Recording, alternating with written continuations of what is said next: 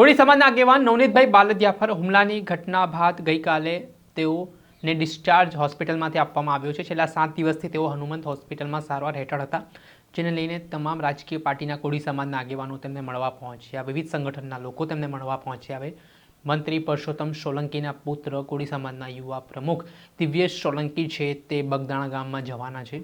ત્યારે શું સમગ્ર મામલો છે, શું કહી રહ્યા છે તેઓ વિગતે વાત કરીએ। વૈષ્ણવજન તો તેને કહીએ જે પીડ પરાઈ જાનાને રે। નમસ્કાર દર્શક મિત્રો, નવજીવન ન્યૂઝમાં આપનું સ્વાગત છે। હું છું ફૈઝાન। છેલ્લા 10 દિવસથી કોળી સમાજના આગેવાન નવનીતભાઈ બાલદિયા પર હુમલાની ઘટનાએ ગુજરાતભરમાં પડઘા પાડ્યા છે। તેના સોશિયલ મીડિયા પર ઘેરા પ્રત્યાઘાત પડ્યા છે। જે રીતે થોડાક દિવસ પહેલાં એક ફોન કોલ થકી માયાભાઈ આહિરને તેમણે ધ્યાન દોર્યું। કાંદાવલી ખાતે કાર્યક્રમ દરમિયાન માયાભાઈ આહિરે જે મેનેજિંગ ટ્રસ્ટીનું નામ છે બગદાણાના મંદિરનું, તેને લઈને જે લીધું, તેને લઈને વિવાદ ઉભો કર્યો હતો।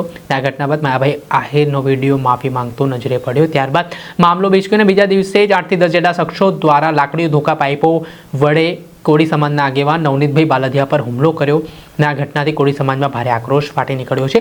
થોડાક દિવસ પહેલાં મંત્રી પરસોત્તમ સોલંકીના બંગલે એક મહત્વપૂર્ણ બેઠક કોળી સમાજના આગેવાનોની મળી હતી અને એક ડેલિગેશને મુખ્યમંત્રી ભૂપેન્દ્ર પટેલને રૂબરૂ આ કેસને લઈને રજૂઆત કરી હતી। જે બાદ એક એસઆઈટીનું ગઠન કરવામાં આવ્યું છે અને હાલ એસઆઈટીની ટીમ આ સમગ્ર મામલાની તપાસ કરી રહી છે। ત્યારે ગઈકાલે નવનીતભાઈ બાલદિયાને હનુમંત હોસ્પિટલમાં જે તેઓ સારવાર લઈ રહ્યા હતા, મોટી સંખ્યામાં કોળી સમાજના આગેવાનો છે, લોકો છે, તેમને મળવા પહોંચી રહ્યા હતા। તેમને ડિસ્ચાર્જ કરવામાં આવ્યા છે, જેને લઈને હવે તેઓ પોતાના ગામ બગદાણા પહોંચ્યા છે। ત્યારે કોળી સમાજના યુવા પ્રમુખ મંત્રી પરસોત્તમ સોલંકીના પુત્ર દિવ્યેશ સોલંકી આવતીકાલે છે બગદાણા ગામમાં નવનીતભાઈ બાલદિયાને મળવા માટે પહોંચવાના છે। સમગ્ર ઘટના વિશે તેઓ માહિતી મેળવવાના છે। તેમાં તેઓની એક પોસ્ટ સામે આવી છે, જેમાં તેઓ કહી રહ્યા છે બગદાણા ખાતે નવનીતભાઈ બાલદિયાની મુલાકાત માટે આવી રહ્યા છે। સમાજ હિત, એકતા અને ન્યાય માટેની ચર્ચા સાથે આદર અને આત્મીયતાનું સંદેશ આપવાનો ઉદ્દેશ। બપોરે 3 વાગે છે તેઓ મીરાકુંજ કાર્યાલય પરથી પોતાની જે યાત્રા છે તેનું પ્રસ્થાન કરાવવાના છે અને ત્યારબાદ બગદાણા ગામે આજે તેમની રેલી છે તે પહોંચવાની છે।